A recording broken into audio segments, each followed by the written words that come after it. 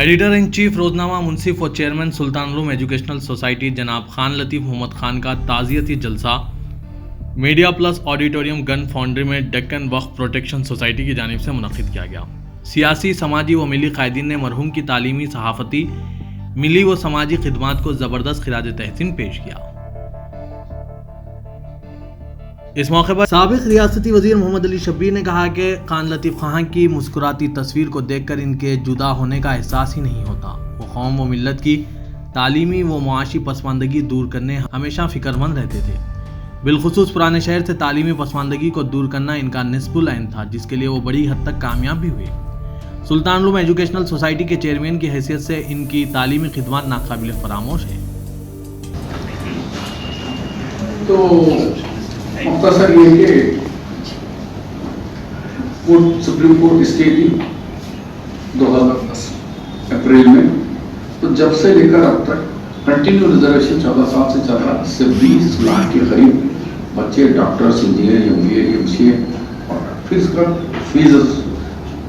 के पैसों पर जब बात आई, वो बच्चा बोलते हैं मैंने राशकर के कहा कि साहब आपके गाँव का ही बच्चा बोल रहा हूँ कि उसके वालिद मैं कलर डालने वाला हूँ, मैं 55,000 फीस कहाँ से लाऊं और मैं बच्चे को कहाँ से दिलाऊं। ये भी सही है।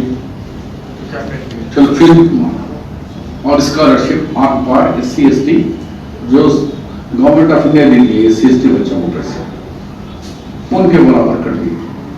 उनके गंडा तो हमारे गंडा, उनके मुर्गे तो हमारे मुर्गे, उनके ड्रेस तो हमारे ड्रेस, जो पॉकेट मनी हमको 70 रुपये 70 रुपये यानी आन पार कर दिया।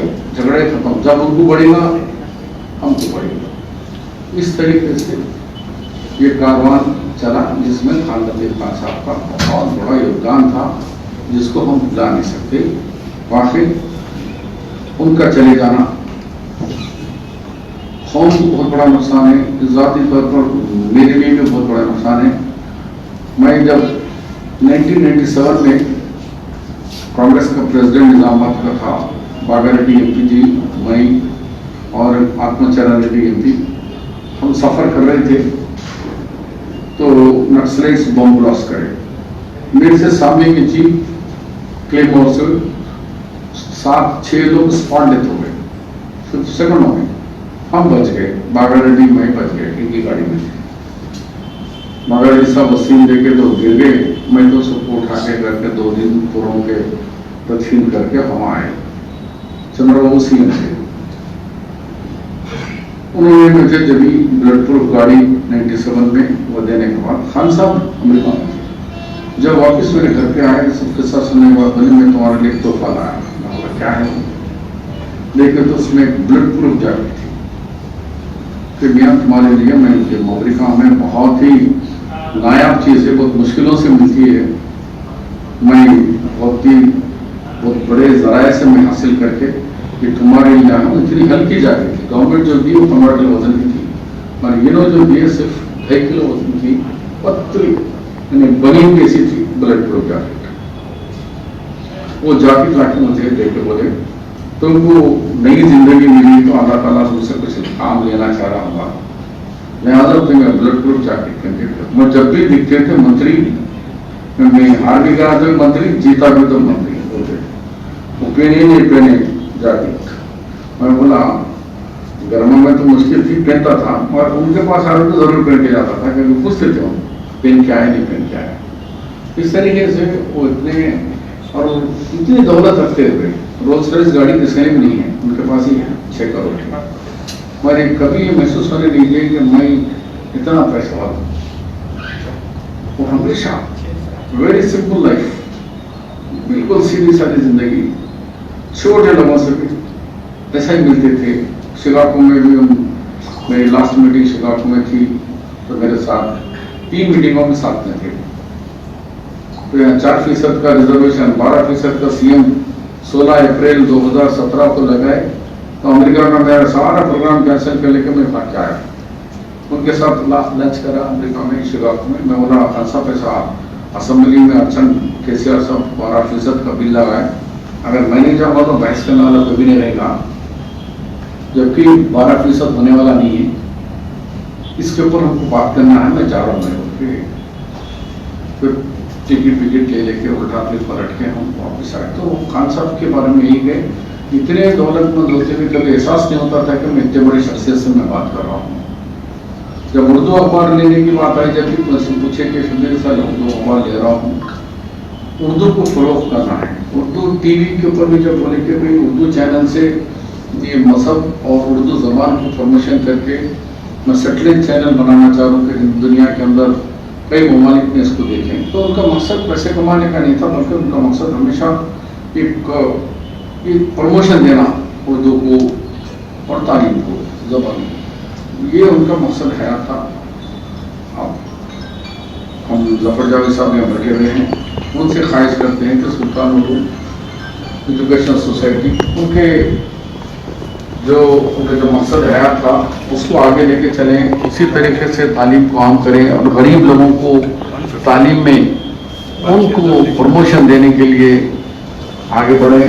और उनके ख़ानदान अफराद ख़ानदान से अल्लाह एक तो दुआ है कि मेरे उनके जन्नतुल फिरदौस अता फरमाएं और उनके अहल खाना उनके औलाद से भी, उनके बच्चों से भी मैं अपील कर रहा हूँ कि आप भी अपने वालिद मोहतरम के नक्श कदम पर चलते कौम और मिल्लत को साथ दें, आगे बढ़ाएं। उनका जो ख्वाब था, उनका जो मिशन था कि तालीम और गरीब लोगों को तालीम सा रास्ता करना, इस मिशन को आगे बढ़ाएं ताकि उनको वहाँ भी राहत मिले कि जन्नत में भी मेरे सोसाइटी, मेरे बच्चे सब मिलकर मेरा छोड़ा हुआ अधूरा काम को ये लोग पूरा कर रहे हैं। करते हुए फिर और यहाँ पे तशरीफ फरमा तमाम लोगों को और ख़ास तौर पे उस्मान हाजी साहब ने मुझे कहा कि शबीर भाई किसी हाल में आप आना है, लेकिन 3 बजे आना है। अब 3 बजे से मैं घड़ी रेट लेते बैठा हूँ, लेकिन फिर फोन आया मुझे कि 4 बजे आना है। मैं ठीक 4 बजे ही आ गया, लेकिन 4:30 बजे से मैं और एक मीटिंग लगी हुई है, क्योंकि सेक्रेटरीट में 2 मस्जिदें जुड़ गए। मस्जिद में अंदर जाने के लिए मैं और रेड्डी और अंजन कुमार यादव, विश्वेश्वर रेड्डी, हम चारों मिलकर हाईकोर्ट में केस डाले। चीफ जस्टिस के बेंच पे आया, लेकिन उस पर बहस हुई, मगर एडवोकेट जनरल क्वारंटाइन का बहाना करके भाग गया हमसे कि उन्हें क्वारंटाइन में है। तो चीफ जस्टिस बोले कि उन्हें क्वारंटाइन में है, लिहाजा आपका केस पोस्टपोन हो रहा। तो वो एडवोकेट के साथ मीटिंग है कि वर्शिप बिल के ऊपर, कि जब वर्शिप बिल ऑलरेडी है तो कोई मस्जिद और कोई मंदिर को गिरा नहीं सकते। तो ये केसीआर कैसा गिरा है, किसकी हिम्मत पे गिरा है? ये 2 मस्जिद एक साथ, और हम सब खामोश। तो हम गए थे कोर्ट को, रेवंत रेड्डी साहब हम मिलकर कोर्ट को गए हैं अदालत में, बेंच के सामने केस है, तो उसके ऊपर मीटिंग लगा ली है। तो क्योंकि वकला है वो टाइम के पाबंद रहते हैं, हमारे पास तो बहुत वक्त है, इसलिए हम लोग कर सकते हैं। तो मुझे इजाज़त दें और मैं फिर उम्मीद करता हूँ कि सुल्तान उर्दू सोसाइटी से कि खान साहब के जो छोटा हुआ रास्ता है उसको रास्ते को मुकम्मल करें और हम गरीबों को और अच्छी से अच्छी म्यारी तालीम। आज भी सुल्तान उर्दू एजुकेशन इंजीनियरिंग के बच्चे म्यारी है, मगर और मैं चाहता हूँ कि